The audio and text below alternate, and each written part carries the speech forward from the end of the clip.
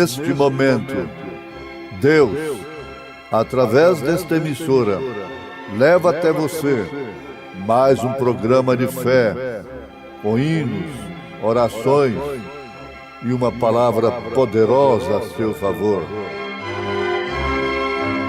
Fé para vencer o mundo. Somente crer, somente crer, tudo é possível, somente crer, somente crer, somente crer, tudo é possível, somente crer.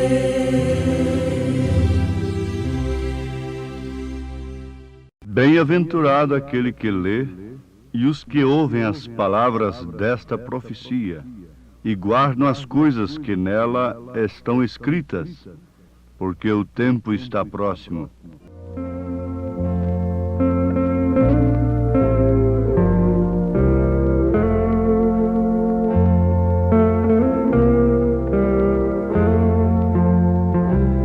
Quando você nasce como um humano, os traços naturais de um ser humano te seguirão.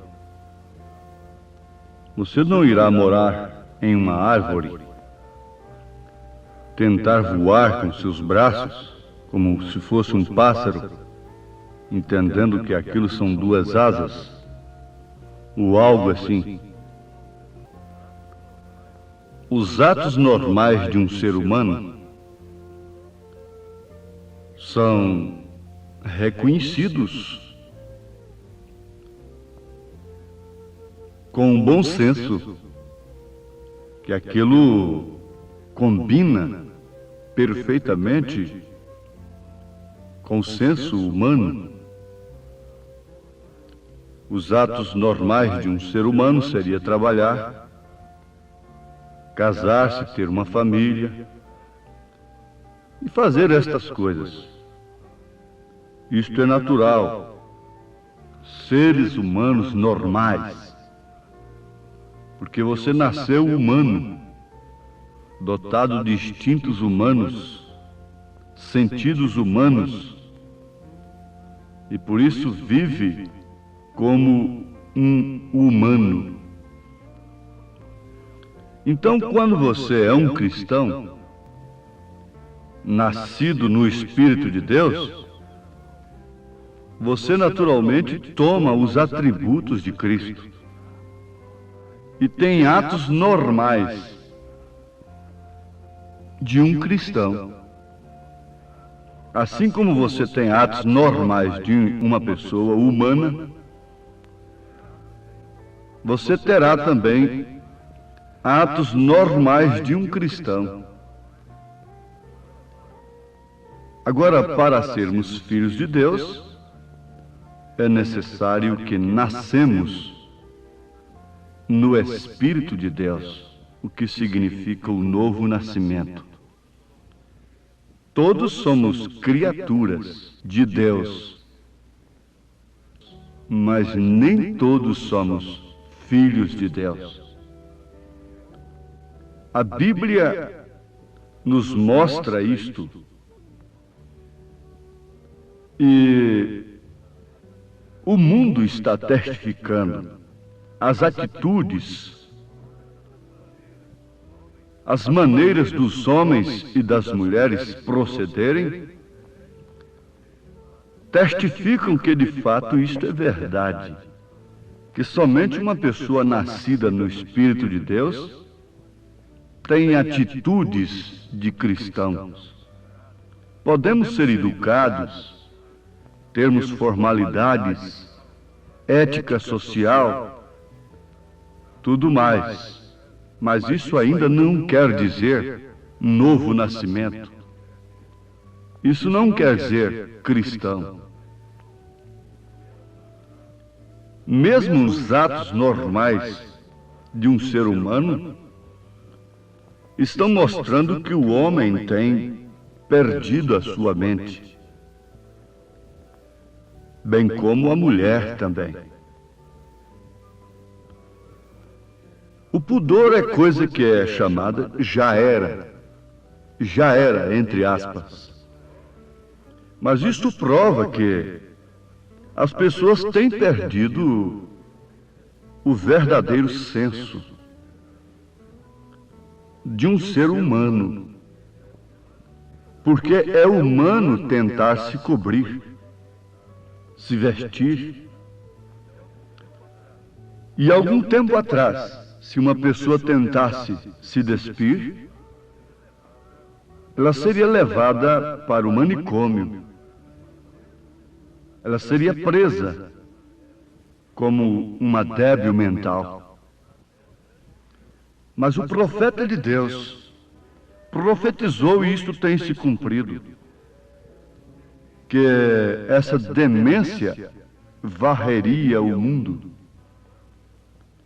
E quando o mundo vê uma pessoa com atitudes, com métodos, com regra de vida cristã, então aquela pessoa é que se torna uma louca para o mundo. O mundo diz que ela está demente, está atrasada, qualquer coisa está acontecendo, que ela é menos esclarecida, que ela é um robô de alguém, de algum líder religioso e coisa assim. Mas está provado, meus amados ouvintes, meus preciosos irmãos, filhos de Deus, que quando o homem, a mulher, quando a pessoa é uma cristã, é um cristão, nascido no Espírito de Deus, naturalmente esta pessoa revelará e expressará os atributos de Cristo. A vida é revelada quando a criança nasce. Ela estava encoberta e ela foi revelada. Isso quer dizer, veio à luz. Daí então, nós termos a necessidade da revelação de nosso Senhor Jesus Cristo. Este Filho vir à luz ao nosso coração, no nosso coração, no nosso entendimento. Para tanto seria necessário um profeta, o qual Deus pudesse usar na revelação do único livro que foi o próprio Senhor Jesus Cristo quem escreveu através de um escriba chamado João, o apóstolo São João, considerado o apóstolo do amor, o divino. Mas não foi apenas uma inspiração de João como os demais livros, que são, na verdade, inspirados pelo Espírito Santo. O Apocalipse foi uma aparição de nosso Senhor Jesus Cristo a João, mostrando todos aqueles símbolos, dizendo-lhe: escreva isto, escreva aquilo, escreva isto outro.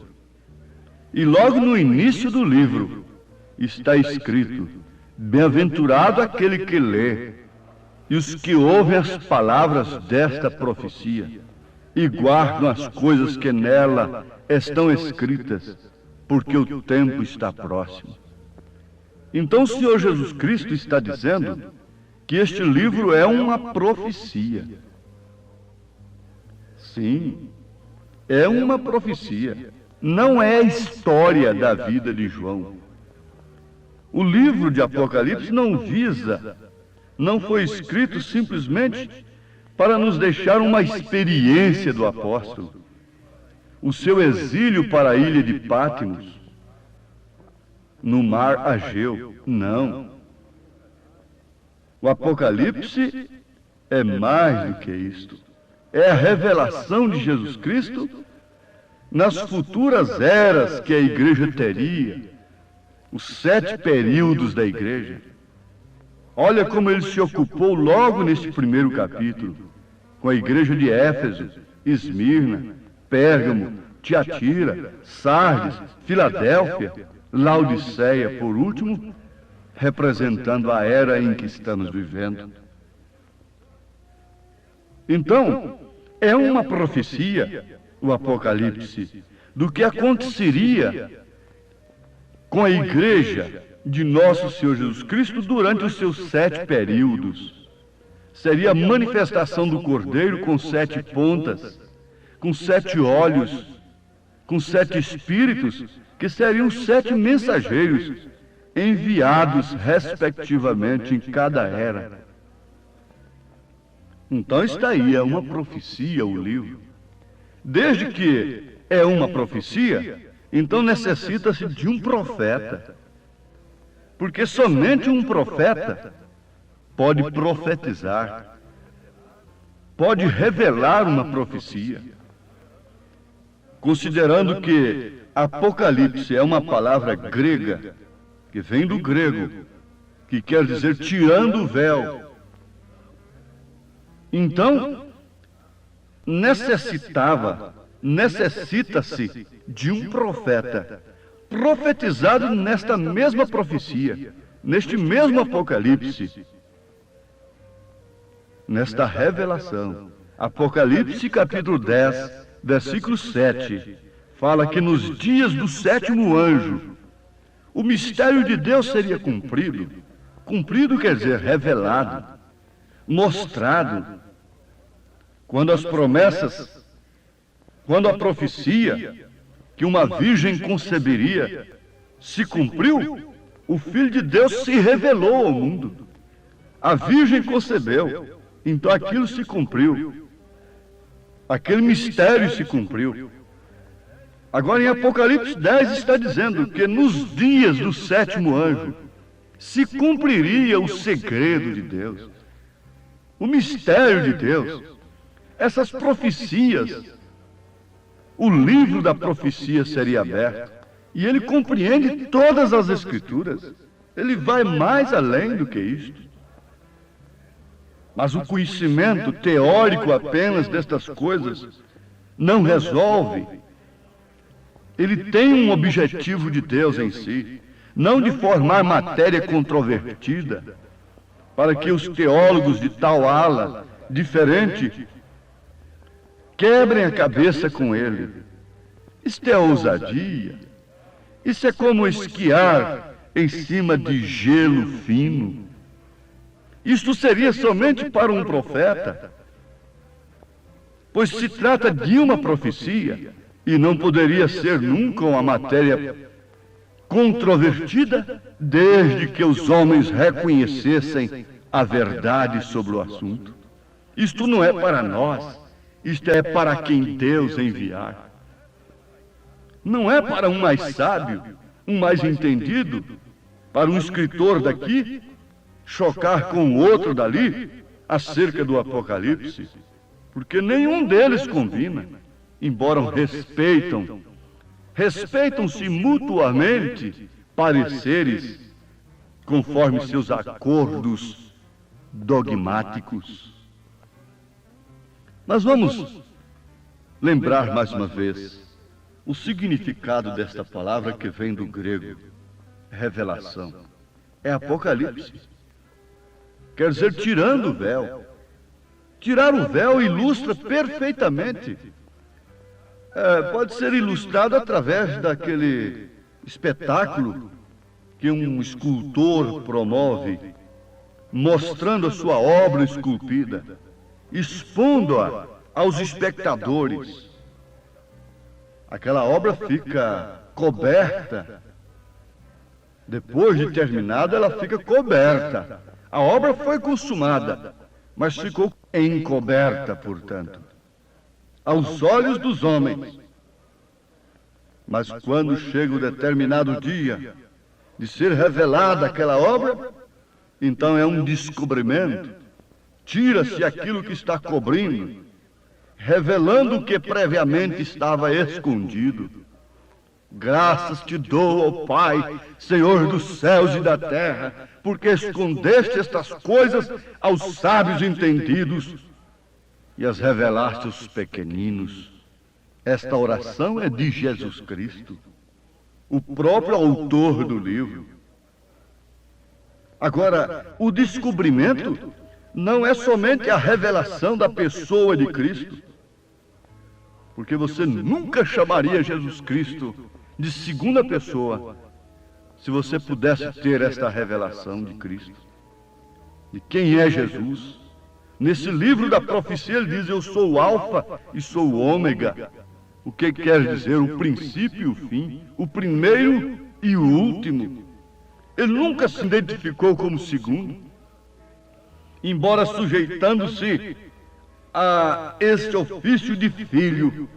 Deus, em forma de Deus, humilhou-se até a morte, e morte de cruz, mas nunca ele disse: eu sou a segunda pessoa. Ele diz: eu e o Pai somos um. São João capítulo 10, versículo 30.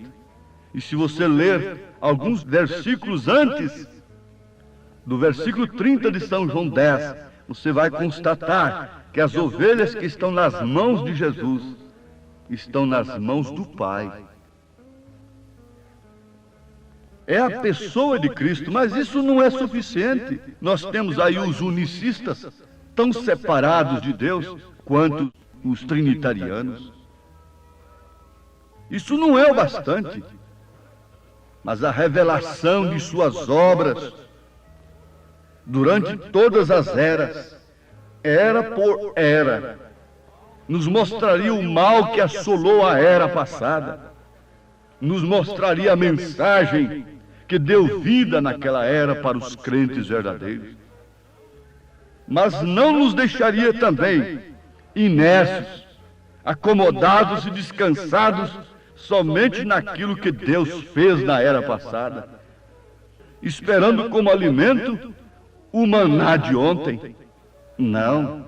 Se tivermos a revelação das eras, nós não vamos satisfazer somente com aquilo que Lutero realizou, pregou, nem tampouco somente com o que Wesley fez, ensinou, muito menos com os dons espirituais. Nós chegaremos a este novo nascimento, que é dar à luz o Filho. É a vida do crente, da igreja, como a obra máxima que está escondida ao mundo, sendo revelada. Jesus foi revelado ao mundo, mas quem pôde vê-lo? Quanto mais sábio acerca de Deus, menos puderam contemplá-lo como Deus. Disseram que ele tinha era Belzebu. Quanto mais simples, tu és o Cristo, o Filho de Deus vivo. Então, qual é a obra do Senhor Jesus Cristo durante as eras? É compor para si, gerar para si durante esses períodos um corpo de crentes que é chamado esposa do Cordeiro. Uma igreja que descansa não em poder humano, mas uma igreja que viesse estar estabelecida sobre a revelação. Por isso que ele disse a Pedro: as portas do inferno não prevalecerão contra ela. Isso não quer dizer que ele estava edificando uma igreja sobre Pedro e nem sobre sua própria pessoa, mas sobre a revelação de sua pessoa. Sobre a revelação de sua palavra é que a igreja é estabelecida, é edificada. É sobre o poder de Deus, vindo os ventos, as tempestades, as portas do inferno abrindo. Para enganá-la, não prevalecem contra ela, porque ela está edificada na revelação do Senhor Jesus Cristo. Se no mundo te sentes cansado, enfadado também de viver, Se alegria não tens na tua alma, confessa que sempre Jesus tem poder. Ele chama e socorre o aflito, que esperança no mundo não tem. Ele quer te salvar, meu amigo, evitar o perigo, porque tu não crês. Grande amor Deus por ti revelou. Eu sou o Alfa e o Ômega, o princípio e o fim, diz o Senhor, que é, e que era e que há de vir, o Todo-Poderoso. Pois nunca pecou.